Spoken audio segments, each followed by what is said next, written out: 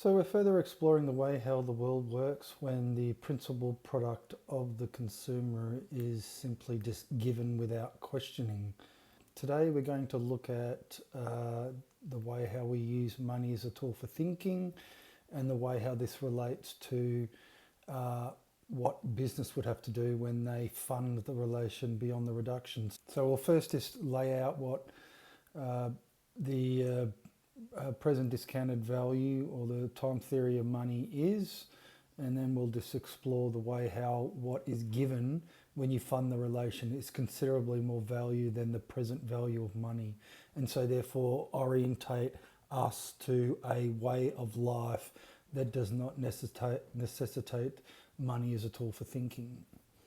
So in order to do this, in order to lay out this, and I covered this off in a prior episode, but I feel that it's worth just exploring it again because it's counterintuitive.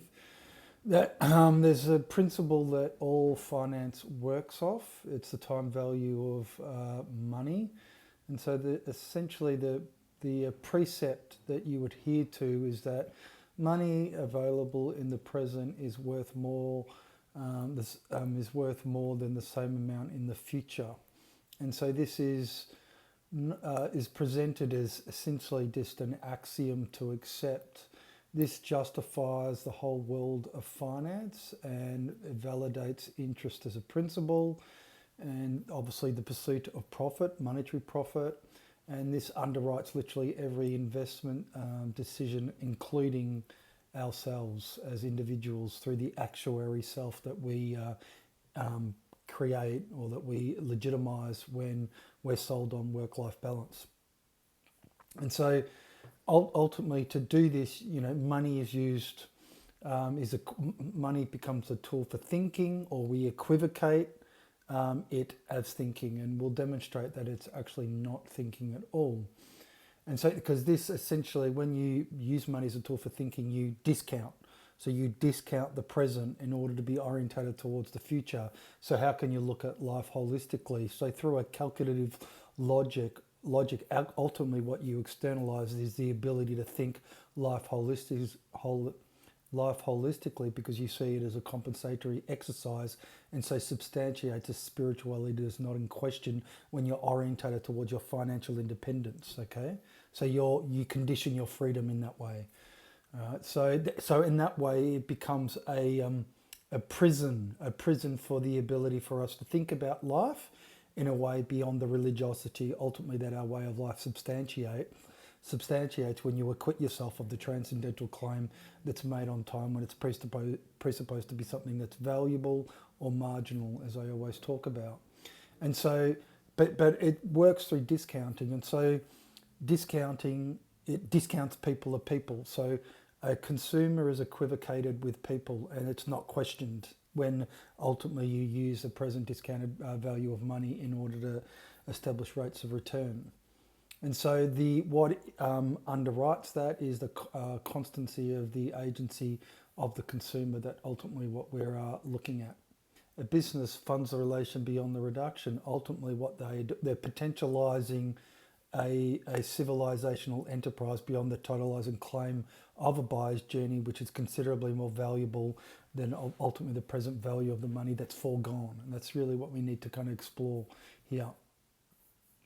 And so the easiest way that we can understand that is that the constancy of the agency when you're given as a demand center is what has to remain at the same, or what is the same over your whole entire life, in order for investment to make sense when you use the present discounted value of money or the time theory of money.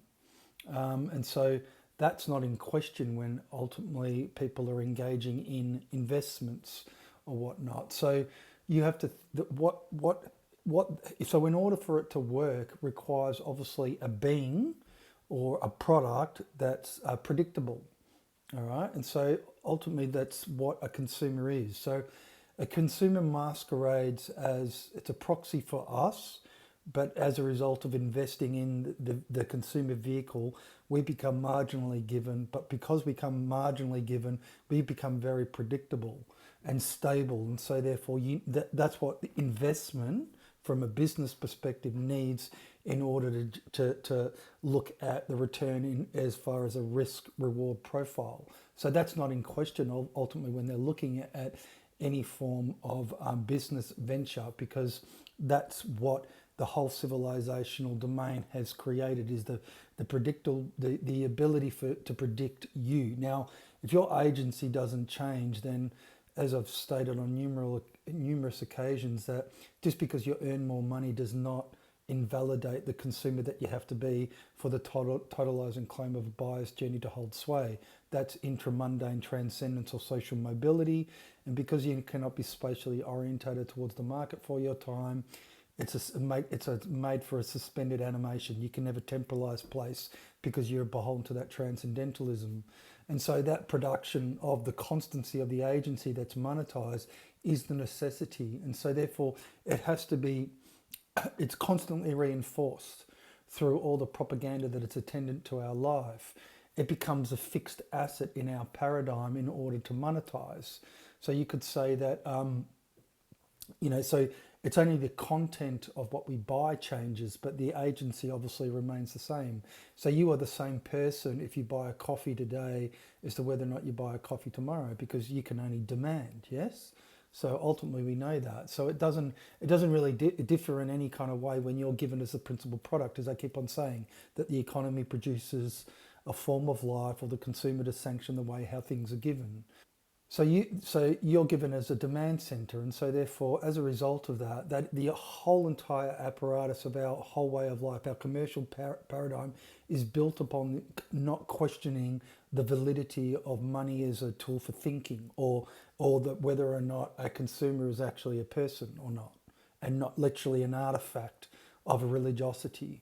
So we can say in a roundabout way that generating a return, we generate a return off the constant. So this is the whole paradigm.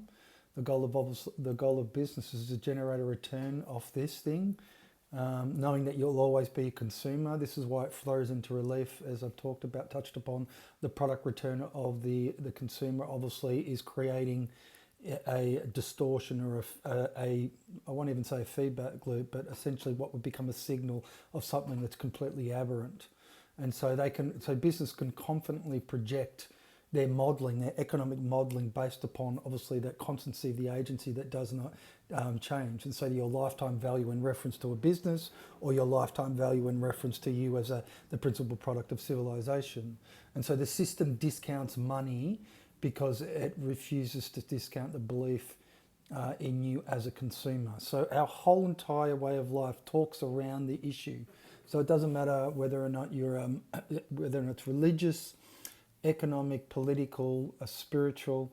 We never address this principle, the issue of the consumer and the way how we equivocate, or the way how that we kind of get beholden to not understanding the difference between it, or the way how we produce ourselves, as I keep on fucking saying. So, to use money as a tool for thinking discounts people, because the totalizing claim of a buyer's journey is the prerequisite in order for money to be used for you. So when you obviously legitimize the use of a credit, you are not the originator, and the way how that you would rationalize the price put on your labor, or what animates your actions through the way how you get sold on life, not to see what you discount when you get beholden to the whole orientation of using money for a tool for thinking, or presupposing that you are thinking about your life.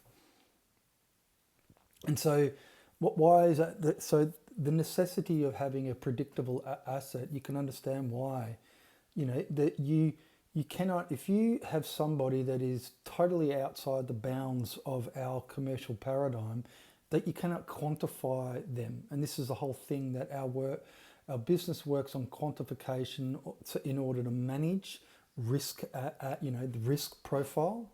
And so risk profile has got nothing to do with you as far as a bad investment goes, but it relates to a person that comes in from outside the realm, outside the bounds of our accepted wisdom, and starts to question you, kind of like, and then, you're given your hemlock kind of scenario.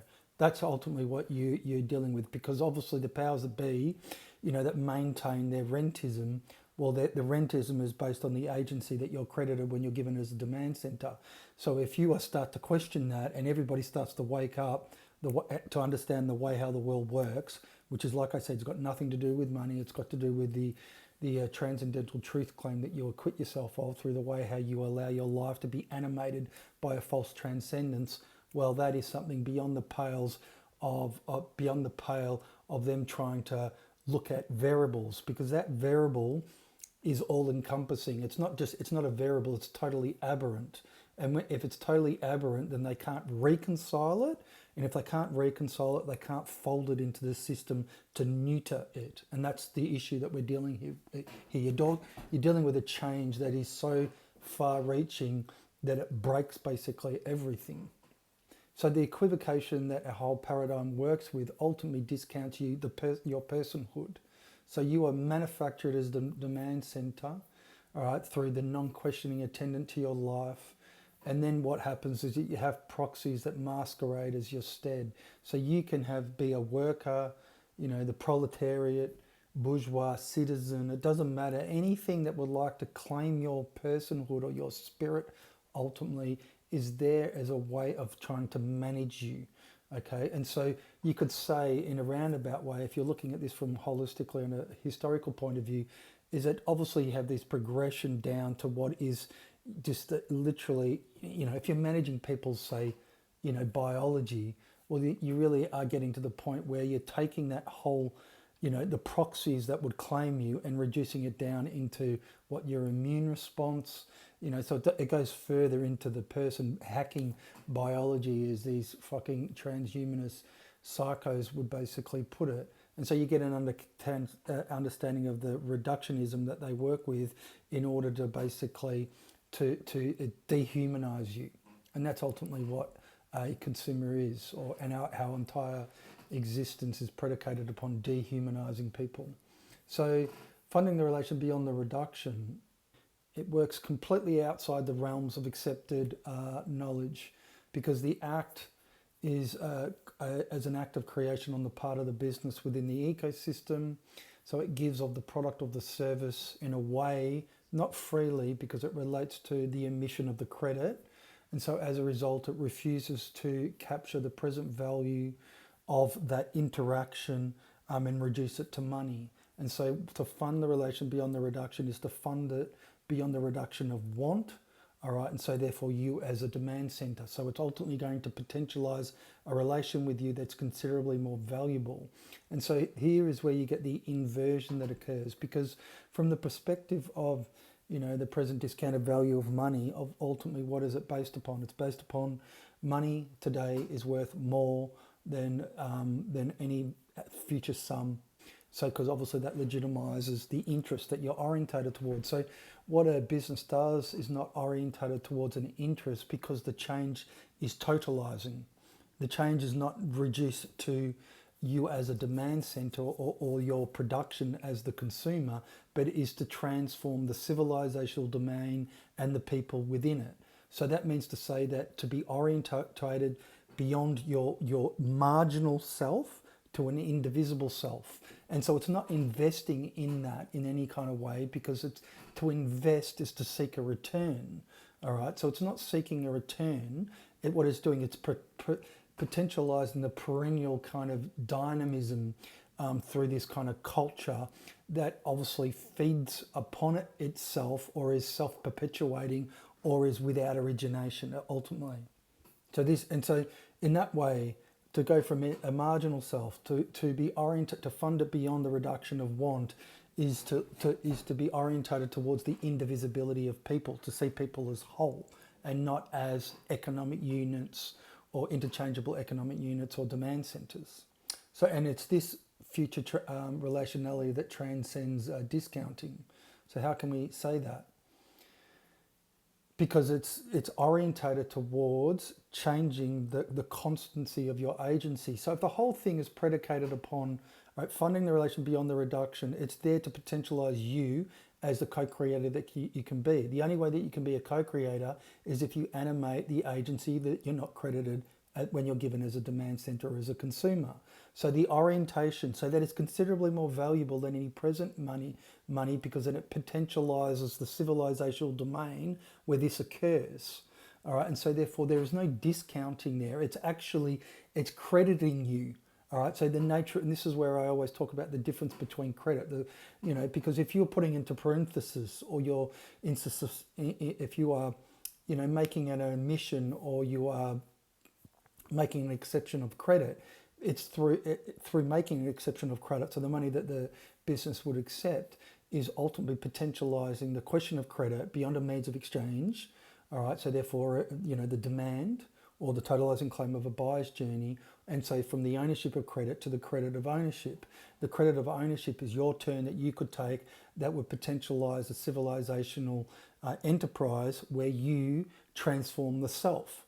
The self goes from the marginal self to the creative self. And so therefore the only way that can occur, because you are the agent of your own transformation, is when basically the nature of your agency changes. It goes from economization to creativity. And so therefore when you fund the relation beyond the reduction, you're no longer discounting the creativity or the agency that you have as a co-creator of a world. Now ultimately this is the problem with our way of life, is that we actually do create the world, but we externalize the way how we create it. And so through these turns that business takes within this ecosystem, is ultimately people through that understand the significance of their actions, which I say they understand that they're beholden to a command economy. They understand that there's an opportunity cost of the way how time's given to them, because you're going to think that this is orientated towards your transformation of being the consumer or the passive credit instrument that you are, and being an active participant in creation. And so that we can say that what is given is considerably more valuable. And so therefore you have this inversion, because then it doesn't work on the basis that, the present money that you get is worth more than any future sum. Because what you're doing is that through putting into making an exception of credit, the credit of ownership is considerably more valuable than any form of means of exchange, because the nature of the way how that you're orientated towards life changes. And so as a result of that, I always talk about, when you're dealing with a liminal situation, from changing the nature of civilization to be inherently creative, from economization to creativity, or what is commercial to ultimately something that's inherently creative, and that you're changing, obviously, it's the question of spirituality. So, life is not seen as a compensation. You don't need to atone for being bored. You're orientated towards doing justice to your first birth, because you delegitimize the credit that you would otherwise use that, substantiates your second birth, the way how you become dependent. And the way how you're orientated towards conditioning your freedom through the orientation of that spirituality, which is to seek your independence, but then obviously secure it against other people in a buyer's journeys.